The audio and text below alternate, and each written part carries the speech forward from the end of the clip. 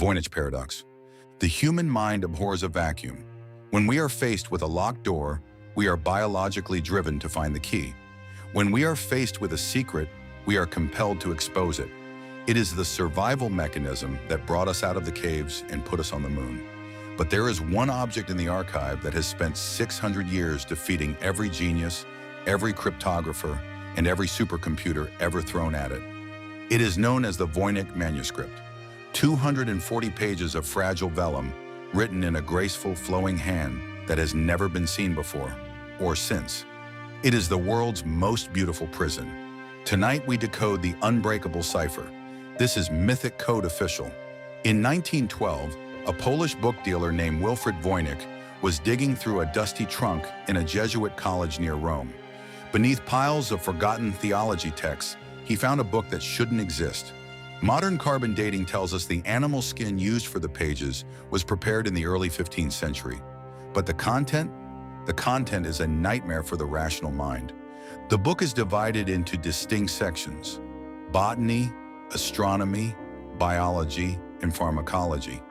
But as you turn the pages, a psychological mirage begins to set in. You realize you are looking at an encyclopedia for a world that isn't ours. Let us start with the botany. The manuscript contains over 100 intricate drawings of plants. They are rendered with the absolute precision of a master herbalist. There is only one problem. Not a single one of these plants exists on Earth. Botanists have spent a century trying to match the leaves, the strange bulbous roots, and the venomous green stems to known species. They have failed. Furthermore, these plants lack the structural integrity to survive Earth's gravity. Their root systems are designed for porous, non-organic soil. Their leaves are shaped to absorb a spectrum of light that our sun does not provide. This leads us to the astronomy section. The manuscript features fold-out pages of celestial maps, bursting with stars and strange glowing spheres.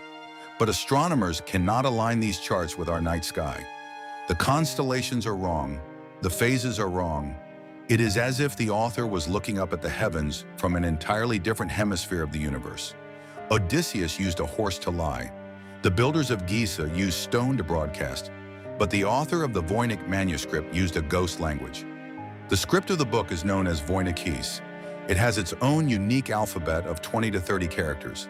To truly understand why this language is terrifying, we have to look at the math. In 1935, a linguist named George Zipf discovered a mathematical law that governs every natural human language, from English to ancient Sumerian. It's a logarithmic curve of word frequency. If you sit down and try to fake a language, you will inevitably fail to match this curve. The human brain is simply not capable of generating thousands of random words that mimic organic statistical patterns. But the Voynich Manuscript matches Zipf's law perfectly. This means that whoever wrote this wasn't just making it up. They were thinking in this language. They were dreaming in it. But here is the glitch. While the mathematical structure is completely human, the vocabulary is empty. There are no two-letter words. There is almost no punctuation. It is a linguistic firewall. It is as if someone took the operating system of a human brain and loaded it with data from another dimension. Historically, historians blame the 15th century alchemists, men like Roger Bacon or the Elizabethan occultist John Dee. In that dark era, knowledge was a death sentence. If you discovered a biological secret that challenged the dogma of the church, you didn't publish it. You hid it behind a wall of impenetrable code. But the Voynich Manuscript is too consistent to be a simple substitution cipher. Look closely at the vellum under a microscope. There are no corrections, no crossed-out words, no hesitations.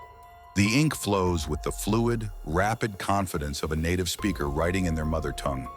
This consistency forces us into the darkest corner of the archive, the multiverse theory. Could this be a survey from an alternative timeline? A version of Earth where evolution took a completely different path? It sounds like science fiction until you realize that every rational explanation has already shattered against the book's pages. Perhaps we are looking at a survival guide, a manual written by entities who found themselves stranded in our version of the 1400s, a user manual for a planet they no longer recognized. They weren't writing it for us. They were writing it so they wouldn't forget who they were. This terrifying theory deepens when we examine the biological section. Here we find dozens of illustrations of naked women bathing in strange, green, interconnected pools and tubes. Academic historians call it an ancient manual for medieval gynecology or bathing rituals.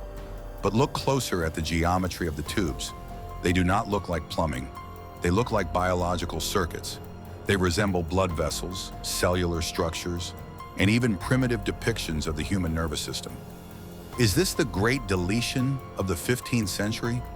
Just as we lost the analog computers of ancient Greece, did we lose a form of advanced biological science?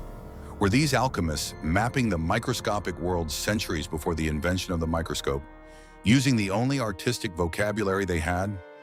We live in an age of supreme technological arrogance. We believe that big data and artificial intelligence can solve any puzzle the past left behind.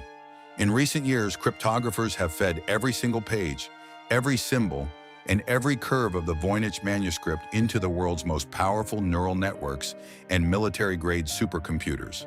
They expected the machines to crack the code in seconds. The result? Total, deafening silence. The AI can identify the syntax, but it cannot find the meaning. This reveals a terrifying limitation of our own modern gods. Artificial intelligence works entirely on probability and existing human data. But if the Voynich Manuscript is truly outside our data set, if it belongs to an alien cognitive framework, our machines are as blind as we are. It is a digital firewall made of 600-year-old ink. It proves that there are things in this universe that are read-only for the human species. We are a high-speed, low-memory civilization. We think that because a fact cannot be found on a search engine, it simply does not exist. But the Voynich Manuscript mocks our search engines. It sits quietly in a high-security vault at Yale University, a physical, tangible reminder that the universe does not owe us an explanation. The Voynich Manuscript is ultimately a mirror. When we stare into its pages, we do not see the 15th century. We see our own intellectual vanity. We see our desperate, obsessive need to categorize, to label, to own, and to dominate the truth. What happens to a civilization that loses the ability to read its own foundational codes? We are currently outsourcing our entire collective memory to the cloud, just as the ancients once outsourced their knowledge to the Great Library of Alexandria. When the next great deletion comes, what will remain of us? Will our digital archives, our fragmented code, become the next Voynich Manuscript? A collection of glitching screens and dead servers that the next dominant species will stare at with the exact same pathetic confusion we feel today?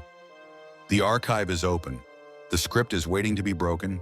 Subscribe to Mythic Code Official. Decode the world or be lost to time.